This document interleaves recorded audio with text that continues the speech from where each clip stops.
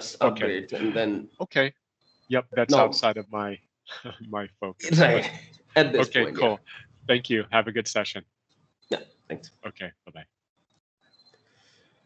Okay, so as we discussed, we'll talk about just an introduction. We'll touch the surface about the upgrades from a conceptual point, as in what's the whole thing about upgrading, and what are kind of steps that you need to take forward when you talk about upgrades. So we'll go through the basics. We are doing pretty well with participation. People are attending, joining, not joining. Hardly matters until unless there is one person other than me. And still the question remains. So here's the link. If you have already registered and once, and you were in a meeting and you said you want to be default attendee in the chat, you don't need to register again. So if anybody here is registering again and again, I would request just put a note in the chat that your name, your email ID, and make me default attendee. In that way, you don't have to go through the pain every week. Okay, but for the first time, here's a link. Before we start, I guess everybody know about it right now, but this is one of the big event coming up, which is from Microsoft on October 21st, and then they have Q&A on October 28th and 29th. There is so much information in all these sessions about what's latest in 2020 Wave 2. So here's the link. I'll also put it into the recording. There is an article on my blog which talks about this also. So do register if you can make there. I'm pretty sure like last time they might record these sessions, but I don't think that we go back and actually watch recordings later. So if you can be there on that day, that'll help. Okay, so let's talk about upgrades. So before we talk about upgrades, let's understand what a database contains. What is actually a customer environment or a database? So a NAV or a Business Central database uh, actually has a baseline which is called as platform. Consider it as the whole engine on which the software runs, which is your role tailor client or your development environment. This is a platform which makes the solution execute for users and for developers till now in NAV or still BC14 more or less. Inside this operating system component, we have two major components. One is the data and one is objects. And the data part is majorly covered by one type of object called table.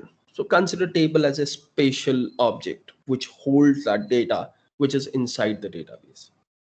And then rest, we all know that there are other objects like forms in the older version, pages, reports, and others. So the platform take care of the execution of things, and then you have code inside these objects. And table is a spatial object, as I said, which contains the data only. Now, this is very important to understand from the perspective of upgrades. You would have seen in some of your customers or in your environment that you might be running on a different platform than the code, which is supported in certain versions of Dynamics NAV and even Business Central. Still, in Business Central on-prem, there is a possibility that you can do a platform upgrade. There are certain advantage of it, and there are certain reasons why you will do a platform update. Uh, like NAV4 is not supported by Windows 10. So you need to be at least on NAV 2009. And you don't want to do an upgrade, you can do a platform upgrade to NAV 2009 and still use the same code base of NAV 4.0. But that is not an upgrade. That is just changing what is behind the scene. Your whole business logic is in these objects, which in a platform upgrade does not change. So when we think about upgrade, we need to actually think from where it actually all started, how and why I need to do an upgrade. So whenever you want to know about upgrades, you always need to go back in history of that customer and understand how this database was built. So just for the demo purpose, let's understand a customer database. So in NAV, a customer came to you in NAV in 2010 and said, I need a Dynamics NAV environment. And I just chose North America because that's what majorly I work on. You gave them, you kind of copied all the objects from the Cronus DVD, created a new database, imported those objects. You had a function consultant go there, imported their master data, and they were up and running in 2010. And they didn't wanted any customization at that point. It was a plain vanilla NAV 2009 implementation. And that's where every customer starts from. Then when they start using the solution, they start learning about it. And then after a year, they came back and they said, oh, XYZ, I need a custom. I need a report, or I need a field to be added. I need something. So you started doing that custom. And that in 2011 added a custom in the vanilla from Microsoft. Then they ran the product for one more year with this custom, and they said, okay, we need this another custom. But then someone from your side, maybe a functional or a technical consultant, suggested that, oh, you should not waste money with us developing it because there is an ISV who already does this. So they said, okay, let's put that ISV in our database. So in 2012, they have an ISV called ISV2. Just misplaced my ISVs, I guess. But ISV2, the good part of about ISV2 is it is not touching the base code anywhere. So it's a good ISV because it's everything is outside the base Microsoft range. So it's a good ISV than my custom. Then they said, okay, we need one more customization in our database. The developer built it, we deployed it. And when that customization was developed, they identified that there's a problem. And then developer researched about it and found out that it is a bug in Microsoft code. So developer went back to Microsoft and they gave them a hotfix. So what actually happened in the next year is the customer had one more customization and a hotfix on top of the base Microsoft. The life goes on. They started enhancing their business, the product. There were more requirement, more automation or more reporting, whatever it is. Things got changing. They had to apply one more hotfix from Microsoft, did one more customization. This one is a little bit different than these two because this is some way staying outside the base, but there is some part which is interfacing with the base Microsoft. And then they had a hotfix 3, and then they had a custom 4. So at this point, this is where they are in 2016. And let's assume we are on 2016, year 2016. And at that point, they said, okay, we are good with our solution, but we need one simple thing. And you said, oh, there is an ISV. So they implemented that ISV. So now this is how their system look like as of today. They have two ISVs. One of them is completely outside the base Microsoft. One interfaces it, but it does not have any custom. I didn't want it to go complex. Otherwise, you can have a custom which touches this area also, or a custom here. So what we need to understand is with all this, when this customer comes to you and say, I want an upgrade, we need to be able to kind of put these diagrams in place that, okay, this is who owns it. This is how this database was built, because that's very important when we talk about upgrades.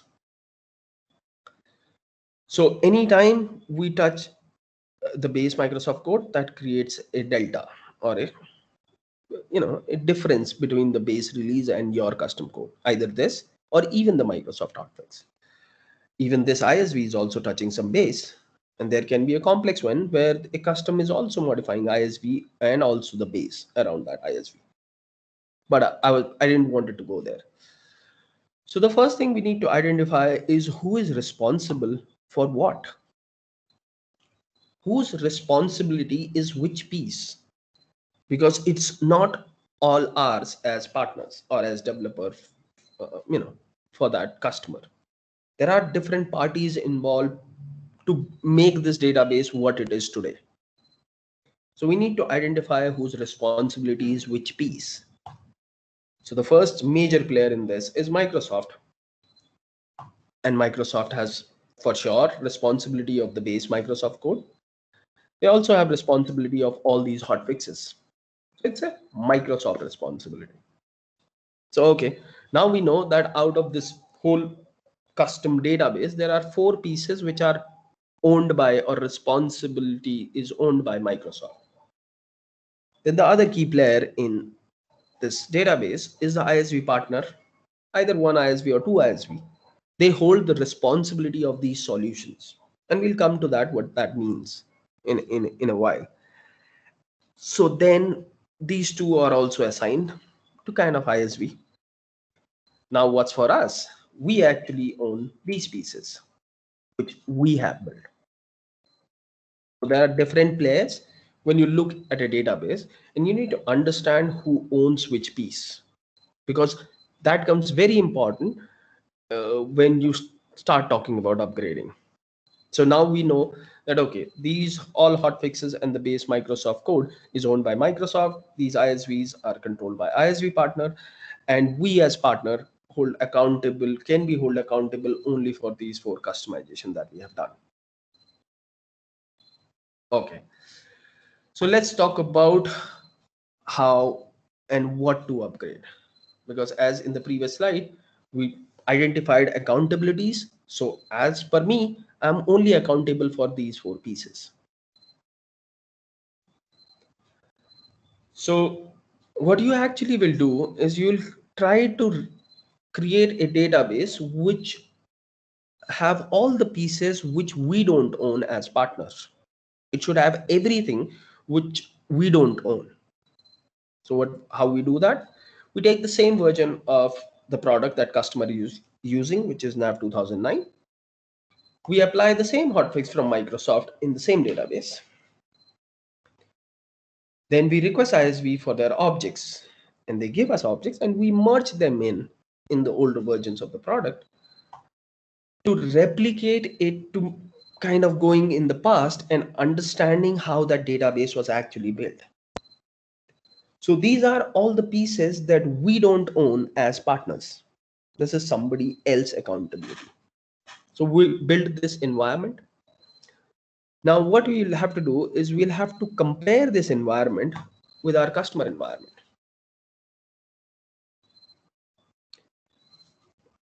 So when we compare this environment, which we created, which we call as base, and this is kind of called as custom in the upgrade world, old base we call it, and this is old custom. We understand that when we will do these two database comparison, we'll find these. Everything else will match. Now, there are different ways that you can identify which version of the Navision that customer is using. In the older version using code unit 1, or in the new version using the version list, identifying which 14.04 or what they are using. The maximum is to be considered in PC13 and higher. But in the older version, the most reliable one was code unit 1. Because if you remember, I talked about platform upgrade. So you should never refer to help about this, because that will always tell you the platform. So you need to rely on the objects, because they will tell you the right version of the database. Microsoft hotfix are very well labeled even in the older version. So they are easy to figure out which hotfix they are. If you can't find them, you don't need to go way beyond in the stretch. And we'll talk about it. What happens if we don't find hotfix? ISVs, you'll find them. If they're still in the business, you'll surely find those ISVs, and they'll be happy to share their old base, old version objects, because customer pays them to use their solution. So they'll have their old versions. Now, once we identify that these are the customs, it's very simple. We just have to pull these customs and put it into the new version as a part of the what we call as object merge. I don't know why Microsoft still calls it as a not in the AL word, but even in the older version, people called it object merge, which I hated, and I'll talk about it why. It should be actually object upgrades. There are different ways to merge or upgrade your objects, or let's talk about merge first. There are manual merge that you compare two files, get the delta, and then put that delta into the new version. Starting NAV 2013 R2, Microsoft have some PowerShell commandlets that you can use to compare two object files and also merge a set of objects automatically. That merge commands kind of works from the perspective of what was before the code, the custom code, and what is after the custom code. If the same parameters is found in the newer version, it will automatically merge it. If it cannot, it'll give you a kind of a warning that these objects were not merged, and you'll have to merge them manually.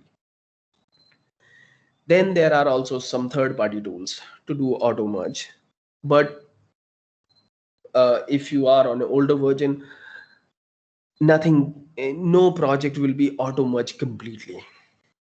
So you need to understand the manual merge, which is comparing two files and then identifying what the delta is, which is in our case custom 1, 2, and 3, and then go back and identify these customs in the database and then plug them into the newer version.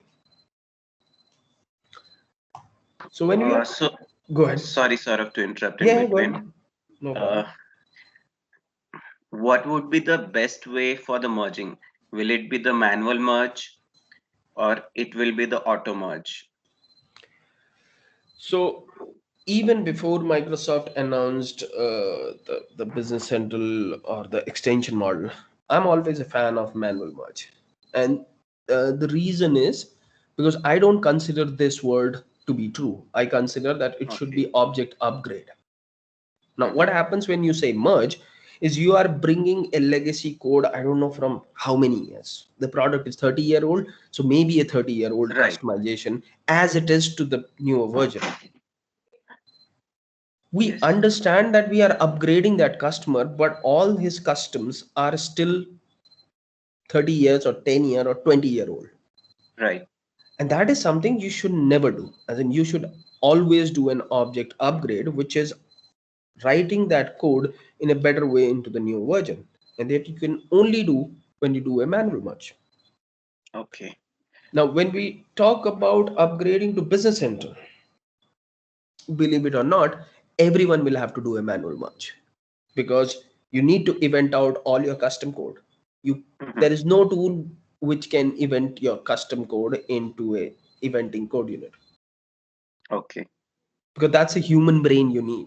You cannot build a tool which can read a custom code, find a event, write that event in a code unit, and then plug your code. Right. So eventually, I'm so happy these days because everybody is doing a manual merge.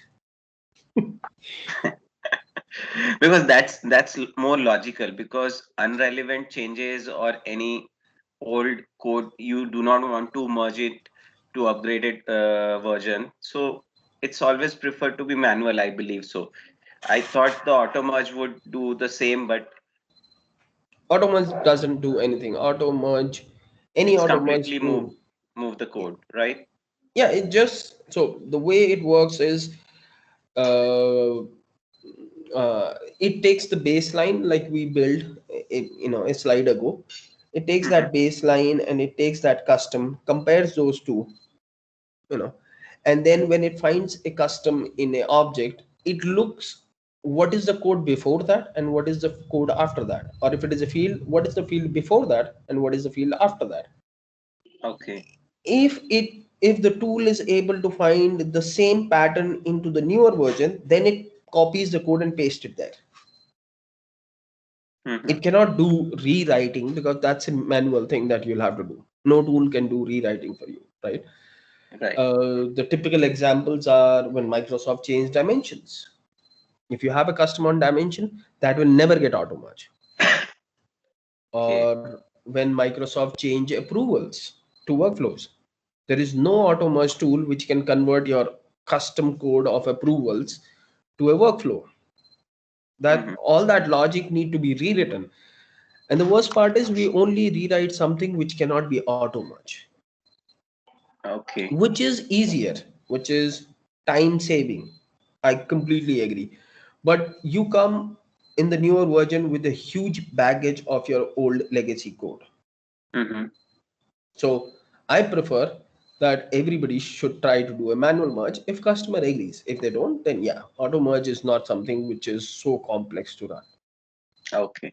Great. Yeah, Auto it's merge, good. is, I mean, like it will take more than manual merge.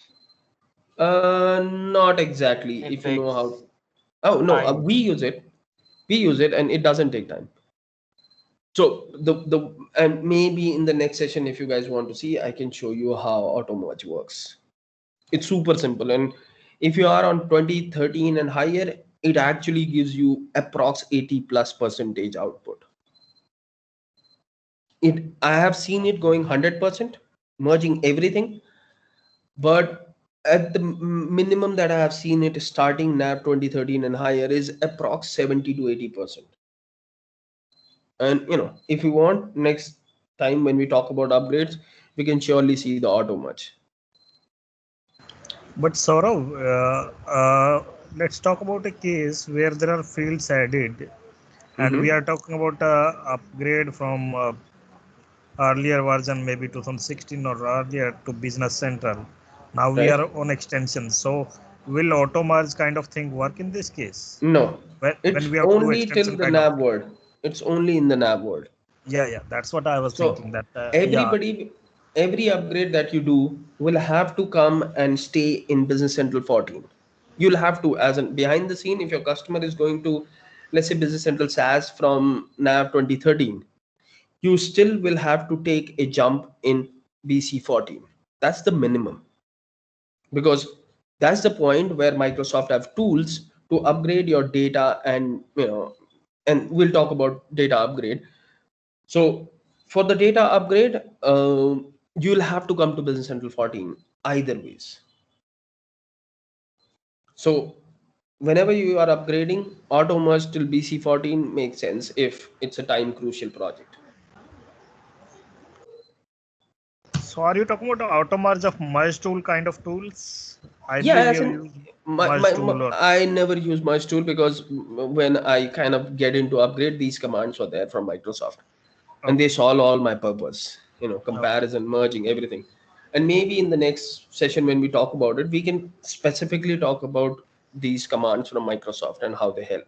I can surely create a set of object demo that we can talk about, and then see how these commands help. But as I said earlier, if customer agrees, I'm a huge fan of doing manual merge, because that gives me flexibility to rewrite and refactor that old legacy code into the new version. Like you'd have seen those calci fields. We all used it in past, which makes complete sense. But can it set auto calci field will work faster? It will. But we don't write it because it doesn't give an error. And we all know it, that there is a set auto calci field command which will run that flow field calculation faster even without a key. When we do auto merge, it also brings all the keys that we have built in the system. I don't remember the version, but there was a point where Microsoft said you actually don't need a key to make your flow field run faster, and which is true. But we just bring that legacy code which was written, I don't know how many years, and bring it forward as it is. And all that is important because the future that we are targeting is extension. So we need to also think from that perspective that uh, you can't add a key in the base Microsoft table. So even if you want to have a key on base Microsoft table, you can't do that. So refactoring your code in upgrade till BC 14 is very important so that your extensions are performing well into the future world. So yeah, we'll talk about at the end that what we want to cover next time. If it's upgrade, we can talk more about upgrades, maybe majorly around merge if required. Okay, so let's continue our discussion if there is nothing else. Now we identified the delta, which is custom 1, 2, 3, 4, which we want to upgrade because that's what we as partner are responsible for. So before we start merging it, we'll have to do the similar kind of activity, but at this time on a newer version of the database, which can be Business Central 14, 15, 16, 17, whatever your version is where your customer want to go. The best part in this case is you don't have to do a merge of those ISVs because they will be extensions. Even if they have code which is supposed to be into the base Microsoft, that code will be outside into extensions as using events. So they will have no footprint on the base Microsoft code. Then you'll get the extension for ISV2. Publish that extension, and your database is ready for your customization. Now, if you remember, there were some hot fixes. Now, if you understand Microsoft release process, whenever a partner reports a bug in the product and earlier they used to give a hotfix, that hotfix becomes the part of the product in the next release. So I don't need to care about those hotfixes because they are part of the system now in the newer version, and you can take it by default. They will be part of the system into the higher versions of the product, and until unless that functionality is completely removed or rewritten. So that's gone. So then I just had these two ISVs that I wanted, and now they are my extension. So my target environment is ready, and we call it as new base. This is my new base where I want to start. So at this point, what I'll do is I'll compare this, which I created called old base, with my customer database, which is my old custom. And then I have my third database, which is my new base at this point. And I'll have to, in Business Central 14, 15, 16, and 17, you don't have to do it on 14, but I would prefer moving everything to extensions in 14 so that your future journey becomes simpler. I'll have to change all these customization that I've done into extensions, which is my extension 1, 2, 3, and 4. Now, there are partners who are making one extension for all these customization, and that's okay. There are very different styles that people are following. Three styles that I know is, one is put all these customization into one extension, and we call it customer customizations. Okay. The second approach that I've heard from people is put all your tables in one extension, all your reports in one extension, all your pages in one extension. And I don't know why, but that's another approach. The third approach that I'm fan of is this, which is every customization as an extension. And there is a reason behind it. It benefits customers also, and for sure it's benefit for the partner. Is that any custom that you have built, and if you think about the slides when we were talking about how that database was built, that custom was actually trying to solve a business problem or a business opportunity in their system, right? If they are on if they are a customer who deals with only with finance area, and they found a gap in the product, they requested that custom for that. Nobody just customized the system because they love it. There is a business gap in the product that they are trying to fulfill with that customization.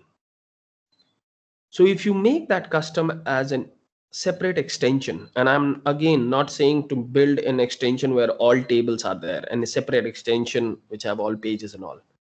Everything for this custom, either it's a table extension, table, page extension, whatever it is, report, anything, those all should be part of this extension. And same goes for 2 and 3 and 4. Now, benefit of this approach to the customer is that in future, if they don't want extension 1, they don't need help from partner. They can just go to the extension management page and say uninstall this extension. That extension will completely be removed from the tenant. The data will still be there. So in future, if they want to bring it back, they can always bring it back. But it will not be in operational, and the users will not be able to see those fields and those objects in the system. But other customization are still there.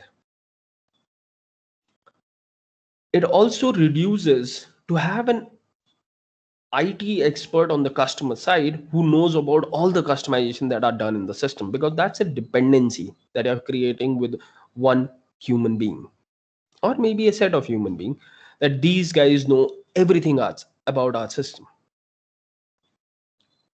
You should not have a dependency as a customer on your database that, okay, if these people leave, I have no idea what my system does or how it is customized.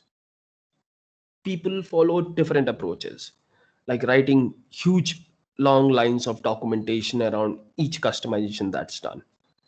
But that gets obsolete as you move forward. If you are looking at a system which is 10-year-old, you'll hardly find a document which will completely able to explain you what that customization was. Now let's talk about what are the benefits for the partner. The benefit for partner is if you have built a very cool thing, and we all believe that in our Dynamics NAV or Business Central life, we have done very cool customizations for our customer. Take a step back and think about it, that customization that you're so proud of, and I have so many which I'm so proud of. Do you remember where that is? Even if I show you the database, and which areas it touched? Did you had to write something on code unit 80, and then something on warehouse management, something on item ledger entry? But can you actually pull that out and plug it into a different customer who wants a similar customization in the NAV world? No. In the same way, if you build one big extension, or if you build one extension for tables, one extension for pages, one extension for reports, can you still pull it? No. The only way that you can reuse a customization or a business solution, I would call it, which solves a specific problem, is using this approach where there are multiple extensions, which are each extension is trying to solve one business problem. The other benefit for the partner is that in future, if you think that the customization that you are doing for that customer, which is, let's say, extension 1, is actually matured and become a huge solution which may solve industry problem, you can actually convert it to an app on AppSource and sell it on AppSource. You don't have to, you might have to do some object renumbering in the AL, which is very simple for the SaaS world, but you have that in your repo or in your repository, in your GitHub or whatever source control you're using. And you can always extract it and make it as an app, as a partner. The other advantage of it is that they can be tested, they can be refactored, because when you open that extension, you know what it is trying to solve, and you know what change in the product can actually be applied on this extension. If you want to manage these extensions, this is the only route that you can do it. Any other route will fail in certain, for sure, in certain situations. Think about ISVs, any ISV that you have used for your customers. Were they actually started as an ISV that will solve this business problem? No, they all started as a customization and eventually became an ISV, because now more customers required the similar kind of customization. They went to Microsoft, registered my object range, and created or converted that customization into an ISV solution. So that's how I feel about it, that every customization should have a separate extension in the future world. Questions, thoughts before we move forward? Yeah, Saurabh, hi, Anil this side. I Hi. have a situation like in some cases, what happens is we need to customize. Let's say I have a custom 5 in ISV 1 or ISV 2. So how we would deal with that? I have a customization in. ISV 1 or ISV 2. There is a requirement like some new field need to be added in ISV 1, Mm-hmm. or some piece of code I have written in some code unit just to mold something, or maybe as a small customization as a custom 5 in ISV 1. So how to deal with it when we are going to create extensions? So then you only change this this extension only, right? Because if you have the source code of that, which you will be in your source control, you have to do any mod on this based on the requirement that has been changed or enhanced. You just modify this extension and then deploy it on the tenant. Until unless there is a destructive change, the tenant will happily accept that change into the system. Does that answer your question? Yeah, okay. Yeah. So until unless you are not making any destructive change in any of the extension, the tenant will allow you to make updates. That's not a problem. Yeah, Saurabh, Pushkar here. Yeah. Suppose old partner has not maintained the version for the custom 1, custom 2, custom 3. So Right. it will be difficult to identify all this custom. Yes, I totally agree, and I never said that this will be simple or even manual merge will be simple, but it's and I actually don't rely on version list, because I have seen so many bad version lists maintained by earlier customer or partners that you cannot actually rely on it. It's very hard to rely on the version list and then say, okay, now I understand how this custom work. Some do very good job. I'm not complaining about everybody, but there are certain people who either don't understand the system and they don't know how to do it. And I'm pretty sure everybody in this call have a different style of versioning their objects, which is okay. We all adopted it from somewhere. But the way, if customer agrees and if everything gets into the shape as you wanted, then the best way of doing it is to give them a test environment where there are no customs. No customs means zero customs. They only have something like this into the newer version. And then let them identify what they are missing. Yeah. So when they identify that, a person from finance goes in and say, oh, I used to have a field here, and I'm not saying delete the fields on this. Keep the field behind the scene. Don't add them into pages. Don't display them. Only bring the fields till Business Central 14 and tell them to test it. When they start testing, they'll understand that they are missing certain processes that they use. When they start using that system, the test environment, and I'm pretty sure it'll be a longer test environment, they'll be able to explain you that, okay, I used to come every day in the morning, open this page, I used to see this field which I cannot see, then I used to click on this button, and then this used to happen. Now what he's actually telling you is his whole custom one. And users are very good to explain you what is missing in their system or what they cannot see, because it's part of their daily job. So eliminate all visual layouts and just keep the fields if it is possible during the test phase, and let them identify what is missing in their product. Once they identify, they'll be able to actually explain you that this is my custom one, which starts from, let's say, customer and goes to item ledger entry, which I cannot see right now, and I have a report against it.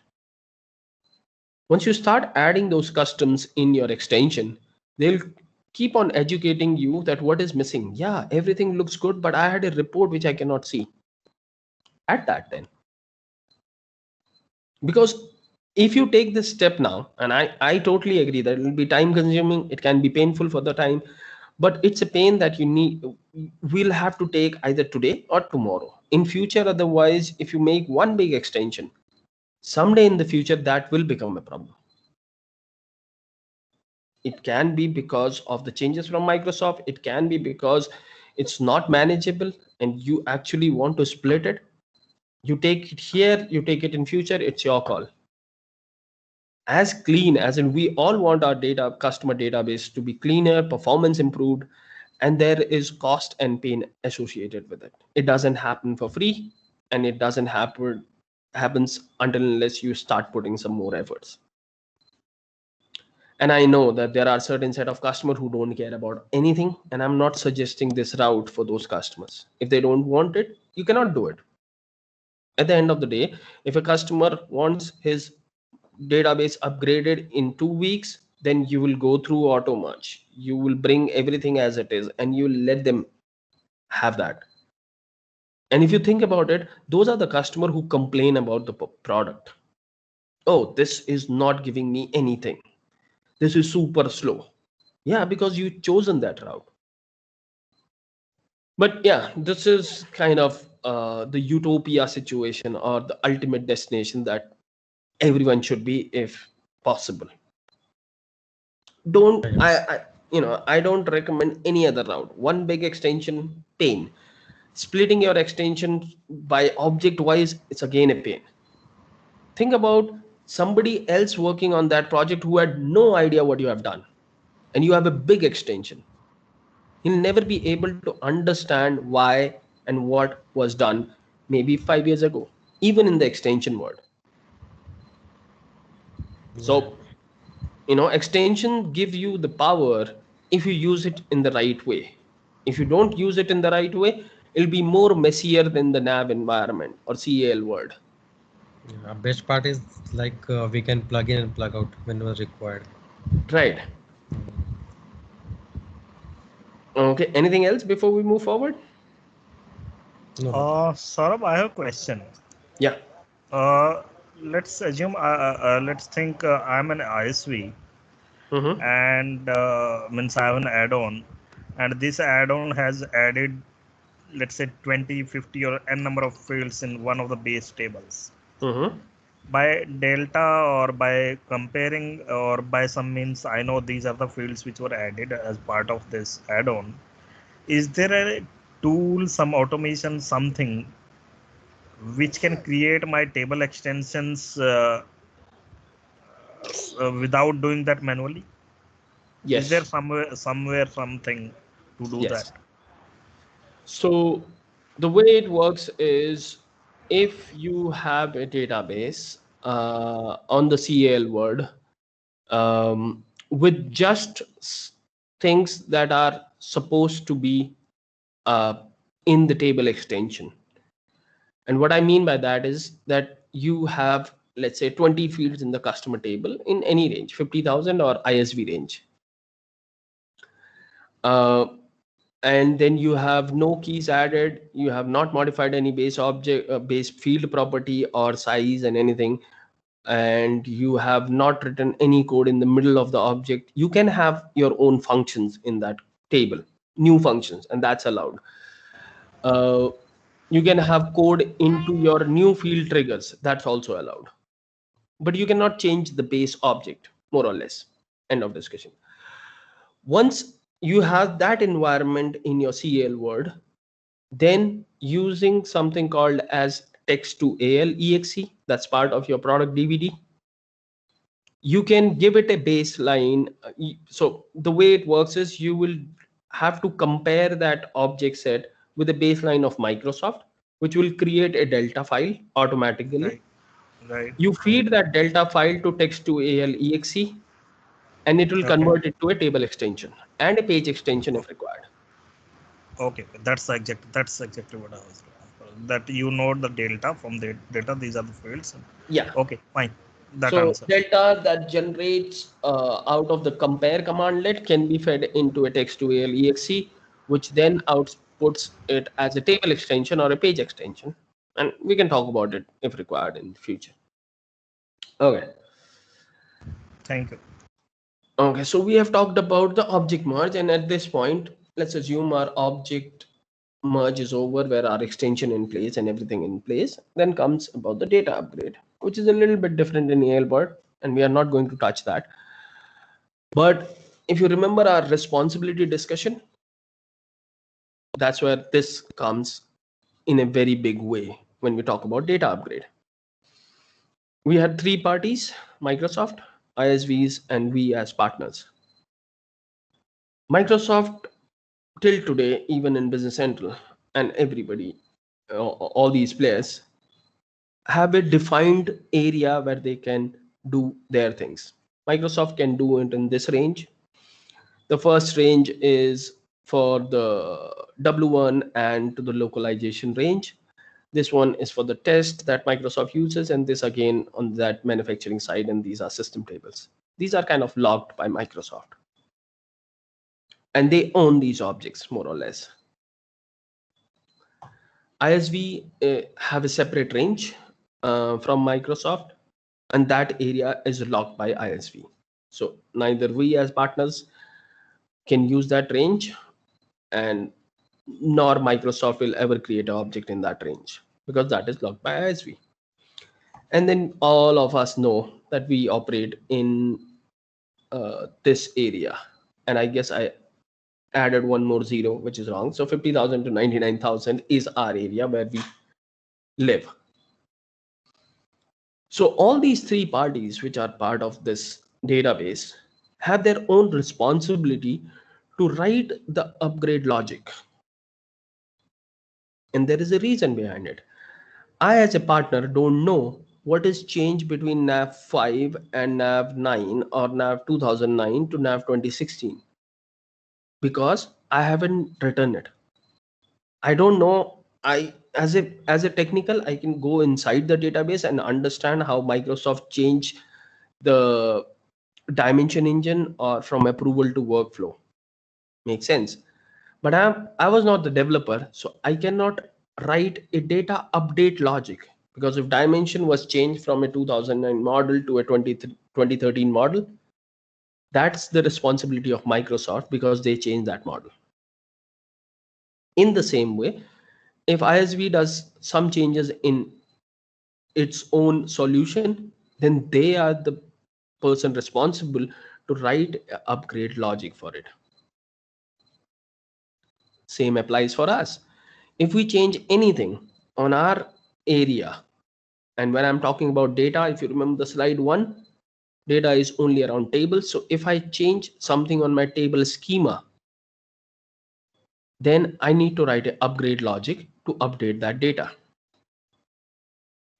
All three parties does their piece to make data available into the newer version as required.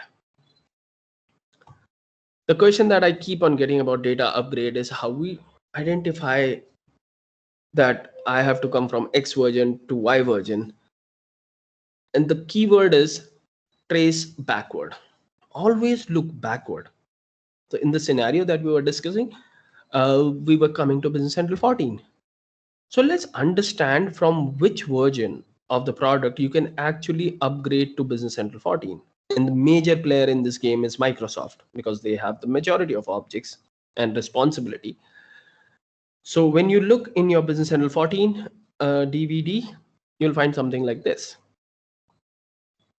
In every product DVD, they give you a folder called Upgrade Toolkit, which have two sets of folder called Data Conversion Tool and a Local Objects. Now understand it very clearly that you should always look for local objects if you are not working on W1. Data conversion tools, let's go back. Data conversion tools are meant to be for W1 and they are available in every product DVD. The screenshot comes from a North America DVD. And they also have for W1 and they have for local objects, sorry, which is for North America. So when you look in Business Central 14 DVD, you see that I can go from 13 to 14, 2018 to 14, 2017 to 14, 2016 to 14, and 2015 to 14.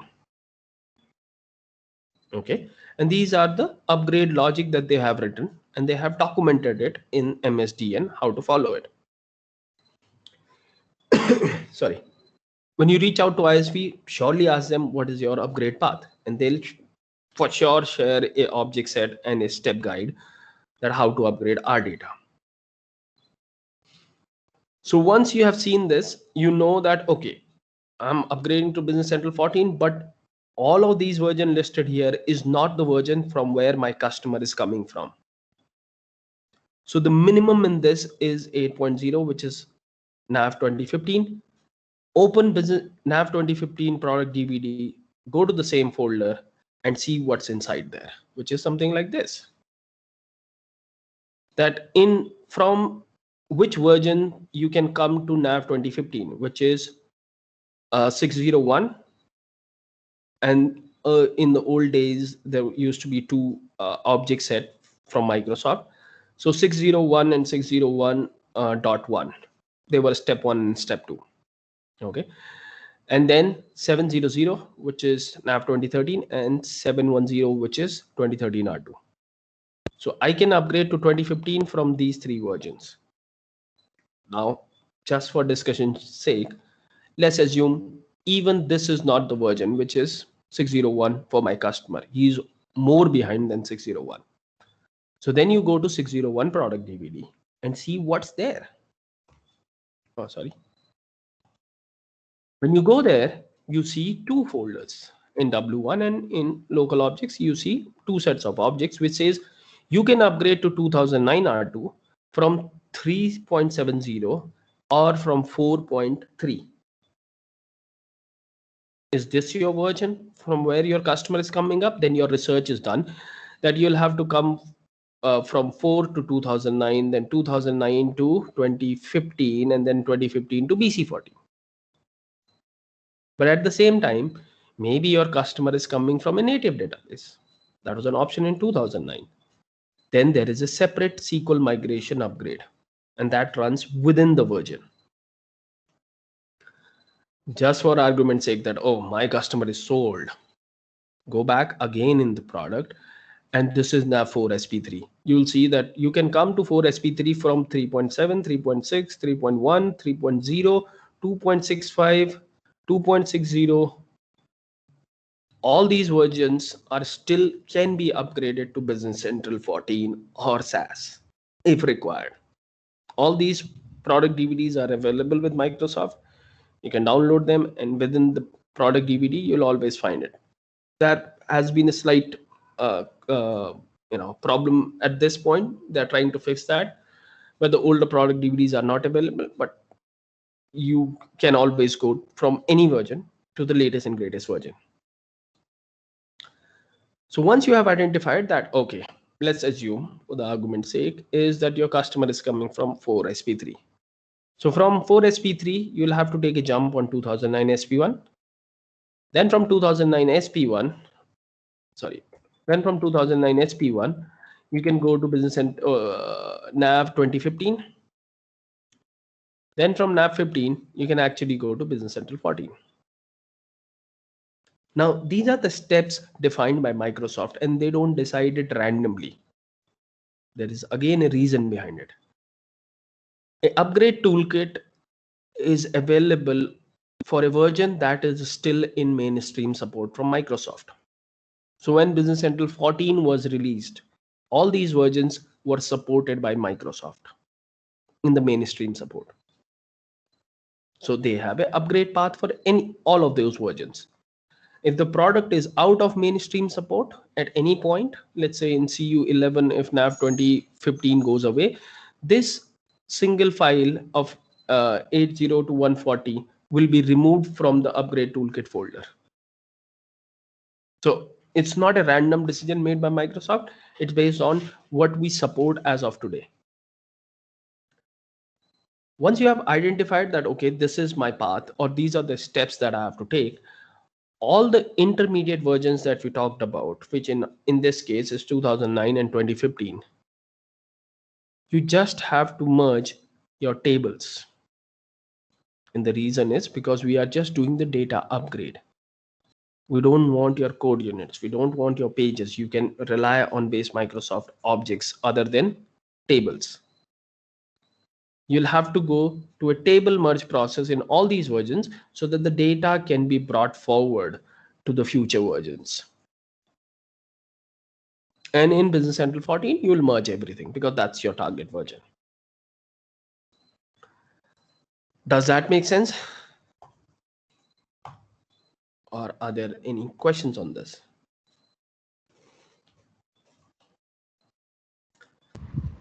Yes, Saurabh, what will the difference between the upgrade into the on-premise and cloud version? Like, is LCS will play a role? Like in LCS, there is an option of asset library.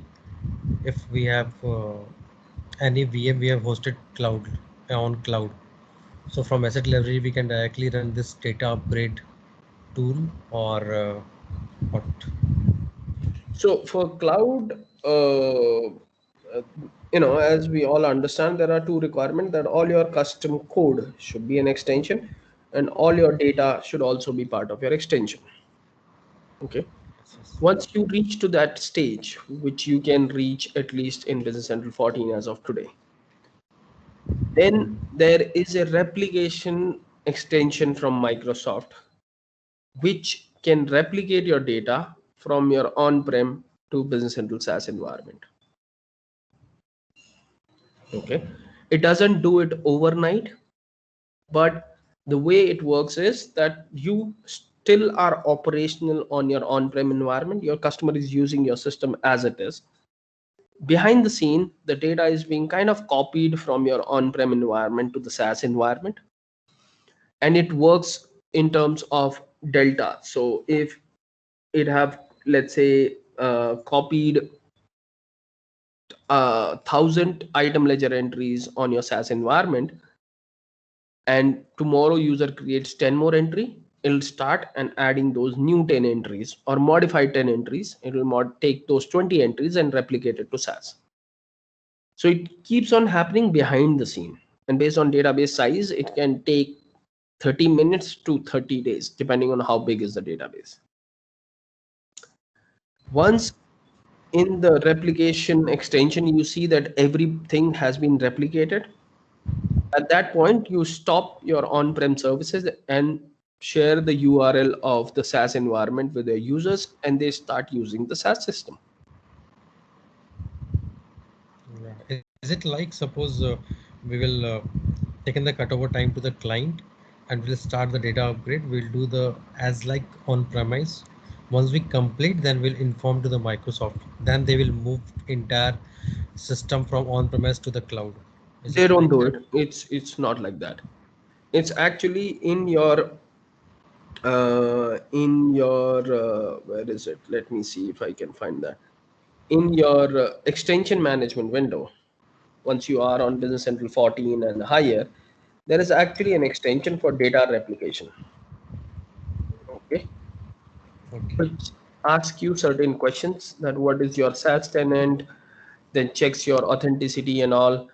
And once that is in place and it verifies that everything looks good, it creates kind of a pipe between your on-prem and SaaS, and slowly start replicating your data from your on-premises to SaaS. Let me see if I can see that extension. I'm pretty sure it's part of the product DVD. I have used it with 2 customers. We have replicated them to SaaS. So it's a defined process. Microsoft don't need to be involved in it. You can do it as the partner. You don't have to involve Microsoft. Because there is no difference between the cloud and on-premise. We'll just complete on-premise, then we'll run this extension. Yeah, you'll run that And process, which is defined in that extension, which takes your data from on-premise to SaaS environment. okay. The process will be same. Only additional step we have to run to move the data from on-premise to cloud. Yeah, it's just one-time setup. Once you have set that up, then you just need to keep an eye on it once in a week. That is it completed or not. Once you see that everything has been transferred, then you can transfer your users from on-prem to SaaS. Okay. So that we have to monitor. Then we can create the AD/ID into the SaaS. Then they can use. Right. So I have written an article. If you haven't read about it, this is how you replicate from on-prem to SaaS, and this is way back in BC14. So these are the steps. You click on set up intelligent cloud. It goes again certain steps. Okay. It checks which product it is, then takes detail of your SQL server. Once you have configured that SQL server connection, then it asks you which company you want to move. You choose those companies and then click on next. And then it asks you at what time it need to run. And then once it is done, you can search the intelligent cloud management page and it will tell you replication is done, initialization is complete, and then you click the run replicate now. Once the run replicate starts, it starts replicating your data, which is in progress. And then you see that this has been done. Once you see that everything is success, as in this case, there were 6 failed. And at that point, the 6 table failed because they were not part of the extension on SaaS. So once I deployed my extension on SaaS, it was able to replicate those 6 table. And then once it is over, you can just switch all your customers to the SaaS world. Okay. How fast it is? Suppose we have our customer have a 250 GB data. Suppose so it So will take you need to understand approximately it that 1 week. the only limit as of now, or the only amount of space which is free on the SaaS world is 80 gigs. After 80 gigs, Microsoft charges you, I guess, and I'm not sure about it, but you can check on Microsoft site. I guess it's 40 GB per user per month. Oh, sorry, 40 GB per month. Okay. No, sorry, $40 per GB. Sorry, I'm completely Right. lost. 40 $40 per GB. So yeah, do the cleanup as much as you can. Eliminate any, people have huge change log. Do they actually need those change logs and not? Identify that and then move to SaaS. So is there any tools is available in Business Center like we can analyze the upgrade data and they can provide the junk data? Suppose some tables Microsoft has removed or some fields, so they can suggest this is not No, so required. if Microsoft have removed it, that will be removed during the upgrade process to Business Central 14. You don't need to worry about it. Okay. If Microsoft has removed it, then it'll automatically get removed, the data and the field. Yeah. So is there any tools which can suggest to the like data which we can remove junk data? There will never be a tool, and the reason is every data is treated differently by every customer. So, like some customers that Actually, I was searching. So in D365 F&O, I found one thing like upgrade analyzer was there.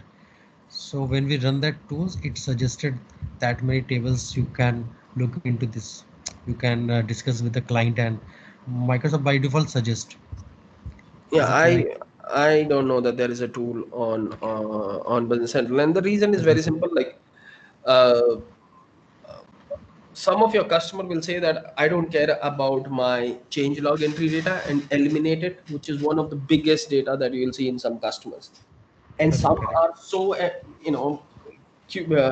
needed, as in they are not just adamant about it, they need that data for legacy purposes, for reporting and auditing purposes. So it's, every data is different for every customer, and you cannot have a tool which can, there can be, there is a table in Business Central which can tell you that these many records are there. Yeah, But SQL we can do like which table is no, taking more size, then we can discuss with the client no, even and all. in the NAV or in the Business Central world, there is something called as table information, okay, which will give you how many records are there per table wise. But Correct. it cannot suggest you that which table you want to delete. So Yeah. that's So at completely least fine. we can make the list whose table has a more data, then we can discuss with the client. Is it required Right. like So log and change log? if you click on this, you will see that the right now the maximum record is on a table which is a system table, which I cannot control even as partner, called data sensitivity. That's something else. But at the max, right now the GL entity table has 4295 records, which no customer want to delete. That's for sure. Yes, yes. So it gives you kind of count of records everywhere in your system. Okay, got it. Based on that, we can find and can discuss like log file and change log entry. Right. Yeah, got it. Okay. Anything else, guys? Anybody?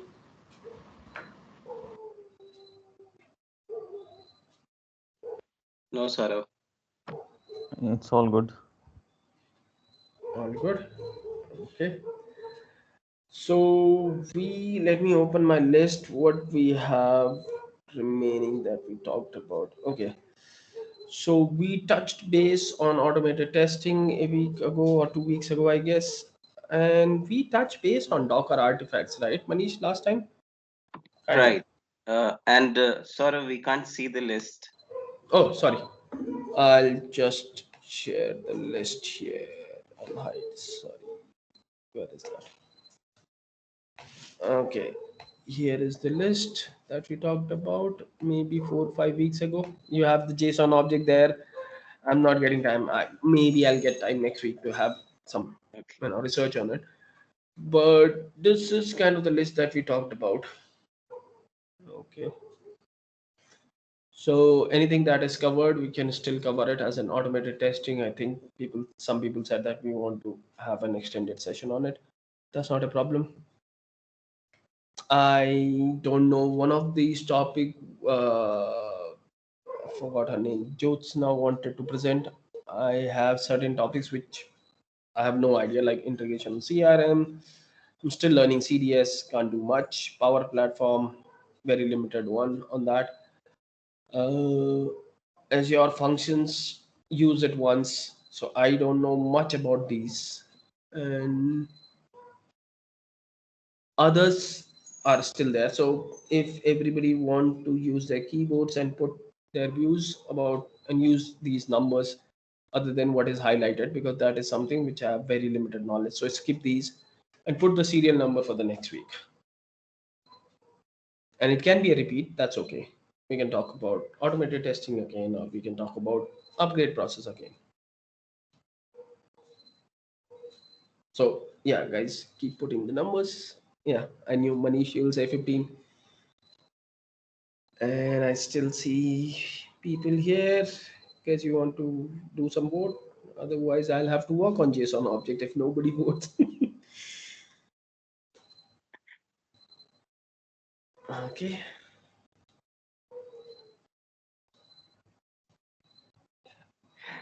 So Saurav, I have one more choice. We can continue with the automation testing also. That was quite interesting. Okay, not a problem. We have core development also as an option. I see 1, 2, 3, 4, 5, 6 votes yet. Okay. I guess we are 12% here. Oh, no, 11. I guess somebody left. Okay.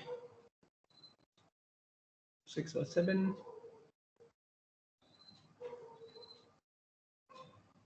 Okay. And 1, 2, 3, 4, 5, 9. I see 9 votes and 11 people. Saurabh, I'm not able to give my input because it is saying administrator has disabled chat for one or more users. So there might What? be. That's bad. Let me just check. Oh, because you didn't accepted the request, I guess. So that's happening for those people. Let me make you presenter. Okay, No, just try I now. just wanted to give it option that automated testing is my option. That's all. Okay. Nothing more than that. Okay. So majorly votes are for automated testing schemes. Okay, not a problem. So automated testing continued. So yeah, if you are not there on the last one, go ahead and watch the recording on YouTube. It should be there in the channel. And we'll move ahead from that point where we left. Okay. And there was some about migration to BC is yeah. So let me clarify. That was data migration to Business Central, not to SaaS, because I cannot demo SaaS migration because I don't have a tenant on SaaS. But yeah, these all are good votes. I'll count them out behind the scene, and if somebody would have made in the list of default attendee, which today nobody did, that's okay, not a problem. I'll make sure I add it because sometime I forgot about it and people get mad at me. But otherwise, okay, thanks. We will have the topic available in all the social media in an hour or so. I'll count the vote and decide that. And then we can meet next week. Thank you. Thank you. Thank you guys. Thank Yes, you, sir. Saurav. Thank you. Thanks. Thank you, sir. Thank you, Saurabh. Yeah, thank you, sir. Thank you. Thank you. Bye. Thank you. Bye.